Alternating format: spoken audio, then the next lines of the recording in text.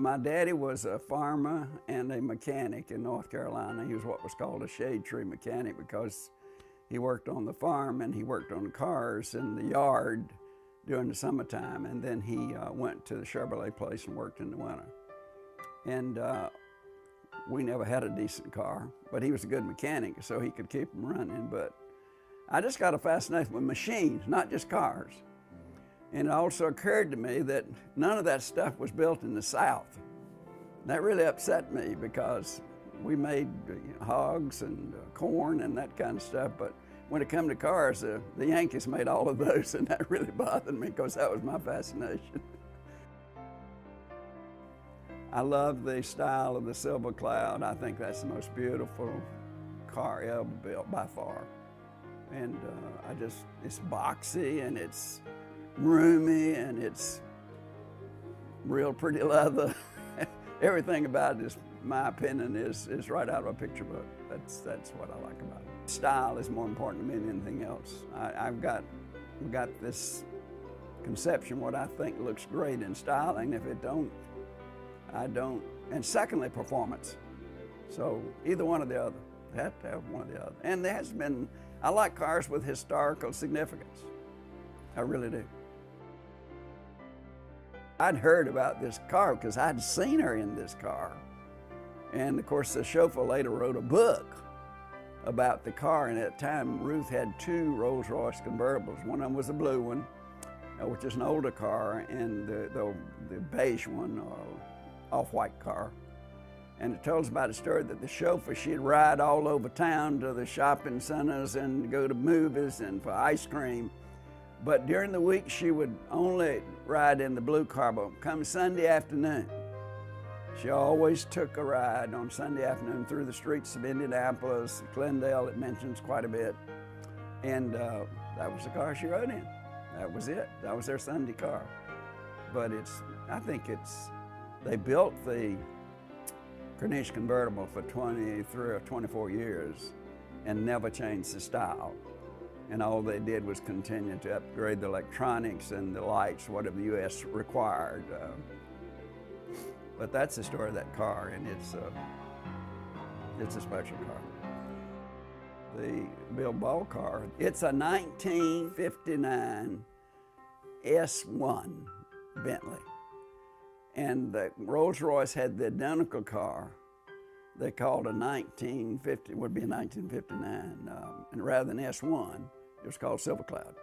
So this car you see out here now, the Silver Cloud, and the Bentley is identical cars. That was when they had, long after they had merged. And they were doing this like Chevrolet was doing, General Motors was doing, making 2 or 3 different cars and really putting labels on them, but there was no difference in the cars. I learned enough mechanics so that I really couldn't work on them because first of all, I wouldn't have the tools and I wouldn't trust myself with it anyway. But I know enough, so I know if there's something wrong with a particular car, I have a connection that I can get it fixed. Now, it might take me 6 months because the old cars, there's 2 problems. Getting somebody to know something about them, and if you don't, if you're looking for somebody to work on a Rolls Royce and you go to Albert's with a 59 Rolls Royce, you might as well go to the corner service station because the people that knew those cars, they either retired or dead or gone. But fortunately, I knew enough about the history of the Mercedes people here and the Rolls Royce people that these people retire, and if they're avid mechanics, they always want to do a little something, and they know the car, so they can fix them. Now, one reason about why the old Rollses and Bentleys are so dependable, most everything mechanically is redundant.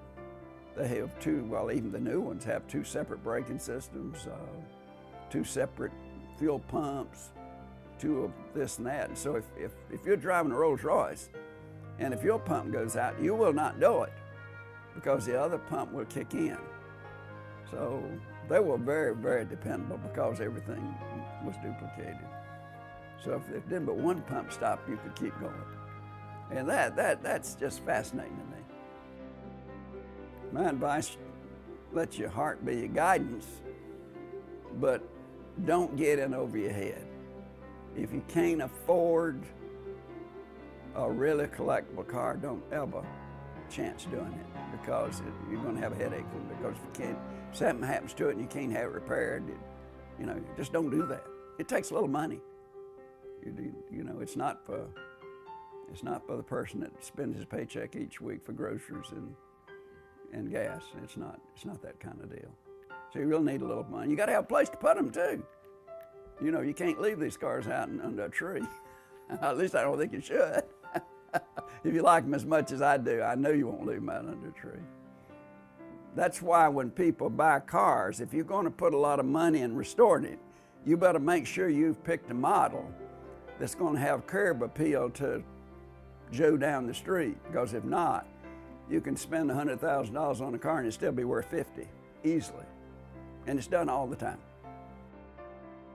I'm thrilled that, even the state fair, when I go out there and see this old stuff, it's unbelievable how much, and if you grew up, I don't know how you not have an appreciation for old things that have been taken care of. I just think it's marvelous that I wouldn't be taking that car that's, 50 years old, drive to Chicago, wouldn't bother me a bit. It's part of history. Right after World War II, they were trying to stimulate the car business, and they were going through it and taking older cars and busting the engines in them. So they had to be salvaged and paying the dealer something for them. And he came home one day and he was just about in tears, and he said, we had this Pure Sarah there, and they came by and busted the engine on that car today and salvaged it for $25, what it was. That was sickening to him, because he knew that Pure Sarah was a very prestigious car, which nobody down there had one. But this was a piece of art that shouldn't have been destroyed. I agree with him. We got our first tractor in 1945, so I'd have been, 16 years old. We got electricity in 39. And if anything broke down, we didn't have any plumbing, so you didn't have to worry about that, but if anything broke down mechanically, my daddy fixed it, and I always watched him. And I was telling Red the other night, we used to have tools scattered all over everywhere, because we was out on the farm by ourselves, and it was a tenant farm, and we were just poor people. But I would say, is anybody seen such and such a tool? And my daddy said, well, yeah, I saw it yesterday, but I don't remember where it was. For 50 years, I didn't know what he was talking about. I did not know what he was talking about. Then I saw it, but I don't remember where I saw it, because I don't believe I could have ever seen anything and not know where I saw it. But for the last 10 years, I know what he's talking about. I know what he's talking about.